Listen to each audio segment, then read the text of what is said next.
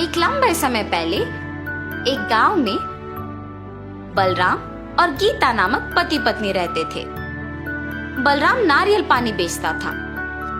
वो बहुत ईमानदार आदमी था, मगर अगर किसी और का व्यापार उसके व्यापार से अच्छा चलता तो वो बहुत निराश होता था और कुछ भी करके उनके व्यापार को अच्छा चलने से रोकता था। एक दिन बलराम नारियल को लेके आने के लिए नारियल के पेड़ के पास जाता है। वहाँ उन पेड़ों के मालिक को देख कहता है, नमस्कार साहब, नारियल लेने आया हूँ। हाँ, तुम तो आते रहते हो, जितने चाहिए लेके जाओ। और ऐसे एक बंडी पे नारियल को लेके जाता है। बलराम को नारियल लेके जाना वहीं एक नारियल पेड़ पे बैठी एक भूत देखती है। कौन है ये आदमी?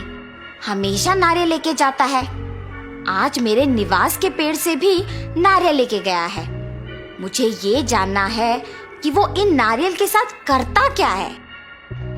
और ऐसे उसकी बंडी पे चढ़ के उसके साथ जाती है, मगर बलराम को वो दिखाई नहीं देती है। वो उस नारियल के बंडी को एक जगह पे रोक के उन्हें बेचने लगता है।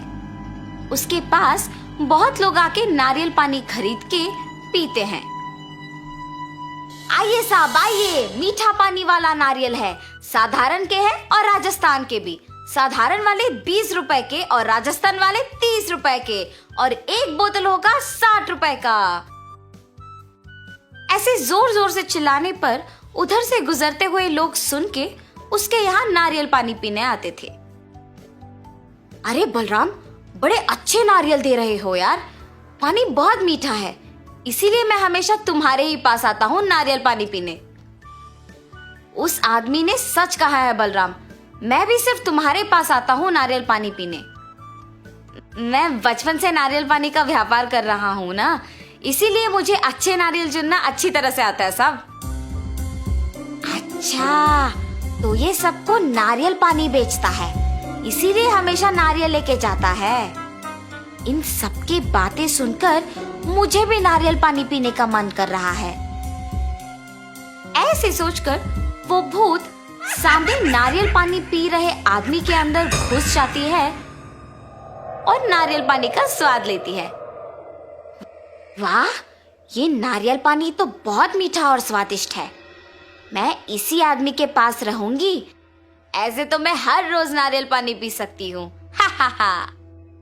बलराम नारियल पानी बेचते हुए उसके बगल वाले होटल में बहुत लोगों का आना जाना देखता है। मैं अपने व्यापार में मग्न होके इस होटल को देख भी नहीं पाया। लगता है कि व्यापार तो बहुत अच्छा चल रहा है। कल से इसका काम तमाम करना ही मेरा काम है, तब तक मुझे शांति नहीं मिलेगी। अगले दिन होटल से एक आदमी बाहर आके नारियल पानी पीने बलराम के पास आता है। आप वहाँ पकौड़ी खा के आ रहे हैं? हाँ, वो बहुत अच्छे पकौड़ी बनाता है, मगर वो स्वच्छता से नहीं बनाता है, और इतना ही नहीं, पुराना आटा इस्तेमाल करता है साहब, इसीलिए कोई भी उसके होटल नहीं जाता है। हाँ, ऐसा है क्या? आइंदा मैं कभी उसके होटल नहीं जाऊंगा। हाँ, अब मुझे अच्छा लग रहा है। ऐसे जो भी उसके पास आता था उसे ऐसी झूठी बातें बोलकर उस होटल को जाने से रोकता था। अरे ये क्या, अचानक लोग मेरे होटल को आना बंद कर दिए। ऐसे सोचकर वो होटल मालिक दुखी होता है। ये सब बलराम की बंडी पे बैठे भूत देखती है। इस आदमी के वजह से उस होटल को कोई नहीं जा रहा है, और अब उस होटल का मालिक दुखी है। उसके बगल वाले आदमी के व्यापार को अच्छा जाते हुए देख ईर्ष्या से किसी को उस होटल जाने नहीं दे रहा है। ये मनुष्य सारे शायद ऐसे ही करते हैं।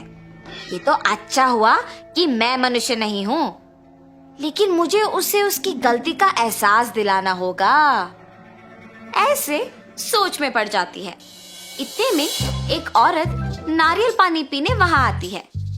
बाबू, एक नारियल दो मुझे। जी मैडम। और एक नारियल को काट के देता है, और वो औरत नारियल पानी पीती है। हाँ, मैं अगर इस औरत में घुस जाऊंगी तो इस आदमी को सबक सिखा पाऊंगी। और ऐसे उस औरत में घुस जाती है। बाबू, नारियल पानी बहुत अच्छा है, एक और दो ना। जी मैडम। और ऐसे एक और नारियल देता है। ऐसे वो औरत एक के बाद एक नारियल का पानी पीते ही रहती है। आखिर में उस बंडी पे मौजूद सारे नारियल खत्म हो जाते हैं। क्या एक मनुष्य ही है? मेरे पास के सारे नारियल का पानी पी गई। मैडम, मेरे पास के सारे नारियल ना खत्म हो गए, अब आप पैसे दे दीजिए। लेकिन वो पैसे दिए बिना बस चुपचाप खड़े रहती है। मैडम, पैसे दिए बिना आप ऐसे खड़े क्यों हैं? पैसे दीजिए। और अचानक वो भूत में बदल जाती है। क्या मुझसे ही पैसे मांग रहे हो तुम? ऐसे जोर से कहती है। उस भूत के चेहरे पे घाव और आंखों को लाल होते देख बलराम बहुत डर जाता है। हाय भगवान, भूत! ये कह के बेहोश हो जाता है। ये देख वो भूत उस औरत से बाहर निकलती है। बलराम को बेहोश देख उस औरत को कुछ समझ नहीं आता और वो वहां से चले जाती है। कुछ समय बाद बलराम को होश आता है और जब वो उसके चारों ओर देखता है तो उसे कोई नजर नहीं आता है। ये भूत कहाँ गई? मेरे सारे नारियल का पानी पी के पैसे दिए बिना चली गई। वैसे मुझे तो खुश होना चाहिए कि वो सिर्फ मेरे नारियल का पानी पीकर मुझे कुछ नहीं की। मुझे तो कल से दुकान लगाने के लिए भी डर लग रहा है। ऐसे सोचते हुए अगले दिन डरते हुए दुकान लगाता है। लगता है इसे कल का सबक काफी नहीं था। मुझे इसे कल से दुकान लगाने से ही रोकना होगा। इतने में उसके पास नारियल पानी पीने एक औरत आती है और कुछ आदमी भी आते हैं। ये देख वो भूत उस औरत में घुस जाती है। पहले उसको एक नारियल काट के देता है। वो नारियल पानी पी के पैसे दिए बिना जाने के लिए पीछे मुड़ती है। मैडम, मैडम, आप पैसे दिए बिना जा रहे हो? वो औरत भूत की तरह बदल के पीछे मुड़ती है। इतना जल्दी भूल गए मुझे कि पैसे मांग रहे हो? ऐसे जोर से कहती है। उसे डरावना दिखते देख वहां के सारे लोग भूत भूत करके चिल्लाते हुए भाग जाते हैं। बलराम भूत को देख कांपते रहता है। उसके बाद भूत भी वहां से चली जाती है। कुछ देर बाद बलराम वापस होश में आता है। आज भी वो भूत आई है। मेरे साथ और भी लोग उस भूत को देख भाग गए। कल से कोई भी मेरे पास नारियल पानी पीने नहीं आएगा। ऐसे सोचकर तब से नारियल पानी बेचने के लिए डर के घर पे ही रहता है। कुछ दिन बाद उसके बगल वाले होटल का मालिक बलराम का ना आना देख सभी की बातें सुनकर उसके घर जाता है। बलराम, बलराम, तुम यहाँ क्यों आए? मुझे पता है कि तुम्हारे साथ क्या हुआ। तुम निडर कल से आके वापस अपना दुकान लगाओ। तुम बहुत अच्छे हो। सबकी बातें सुनकर मुझे प्रोत्साहित करने आए हो। लेकिन मैंने क्या किया? तुम्हारे व्यापार को अच्छा चलते हुए देख ईर्ष्या से तुम्हारे व्यापार को नष्ट करने का प्रयत्न किया। मुझे माफ करो। जो कुछ भी हुआ उसे भूल जाओ। मेरा व्यापार अब अच्छा ही चल रहा है। मेरे व्यापार ऐसे अचानक रुकने की वजह से ही मुझे मेरे गलती का एहसास हुआ है। ऐसे जब कह रहा था वहां वो भूत आती है। अरे भूत, भूत! मुझे देख के डरो मत। मैं तुम दोनों को कुछ नहीं करूंगी। बलराम, तुम्हें तुम्हारी गलती का एहसास दिलाने के लिए ही मैंने ये सब किया है। अब जो तुम सुधर गए हो, मैं खुश हूं। अब मैं तुम्हारे पास नहीं आऊंगी। मैं अपने निवास की जगह चली जाऊंगी।